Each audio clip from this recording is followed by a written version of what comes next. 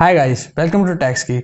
इस वीडियो में हम बात करेंगे एक नए टैक्स के बारे में जो कि foreign fund transfer meaning India के बाहर पैसे रेमिट करते वक्त या फिर कोई भी ओवरसीज टूर पैकेज परचेज करते वक्त आपको पे करना होगा। तो ये टैक्स कब से एप्लीकेबल होगा, किस ट्रांजैक्शन पे कितना टैक्स लगेगा और क्या इस टैक्स का हम रिफंड ले सकते हैं, ये सारी बातें डिटेल में डिस्कस करेंगे। So keep watching this video.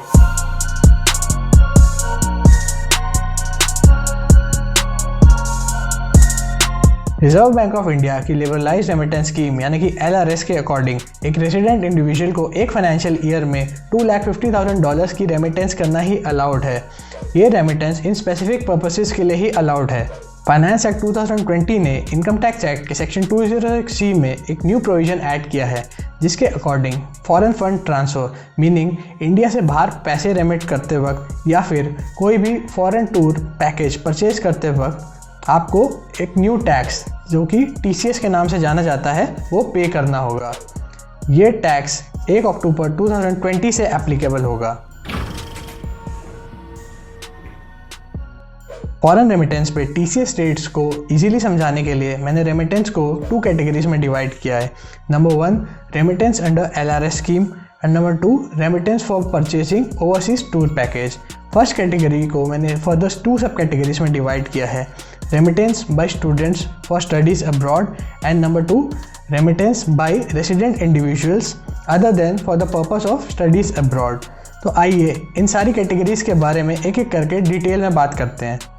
LRS के थ्रू फॉरेन रेमिटेंस पे TCS चार्ज करने के लिए गवर्नमेंट ने 7 लाख रुपीज़ की एक थ्रेशोल्ड लिमिट सेट करी है। जो स्टूडेंट स्टडीज़ के लिए अब्रॉड जाने की सोच रहे हैं और जिन्होंने किसी भी फाइनेंशियल इंस्टीट्यूशन से एजुकेशन लोन लिया है और वो education loan income tax act के सेक्शन 80E में कवर्ड है, तो ऐसी रेमिटेंसेस पे 7 लाख रुपीज़ के एक्सेस अमाउंट पे TCS 0.5% कैलकुलेट होगा। फॉर एग्जांपल अगर रेमिटेंस अमाउंट 10 लाख रुपीज़ है तो 10 lakh rupees minus 7 lakh that is 3 lakh पे 0.5% रुपीज़ 1500 TCS कैलकुलेट होगा। तो आपको टोटल अमाउंट कितना पे करना है, 10 lakh rupees plus 1500 rupees that is 10,01,500 rupees. अगर रेमिटेंस अमाउंट 7 लाख रुपीज़ से कम है तो इस केस में TCS एप्लीकेबल नहीं होगा। बायर मीनिंग जो पर्सन अमाउंट रेमिट कर रहा है अगर वो अपना पैन फर्निश नहीं करता है तो 0.5% की जगह उसे 5% TCS देना होगा। अगर कोई resident individual other than for the purpose of studies abroad India से बाहर अमाउंट रेमिट करता है तो 7 लाख रुपीज़ के ऊपर वो जितना भी अमाउंट रेमिट करेगा उस पर उसे 5% TCS पे करना होगा। फॉर एग्जांपल अगर वो 10 लाख रुपीज़ रेमिट कर रहा है तो उसे 10 लाख माइनस 7 लाख 3 लाख रुपीज़ पे 5% TCS मीनिंग रुपीज़ 15,000 पे करने हैं। तो total amount 10 lakh plus 15,000 10,15,000 rupees पे करने होंगे। इस केस में भी अगर रेमिटेंस अमाउंट बिलो 7 लाख है तो TCS एप्लीकेबल नहीं होगा।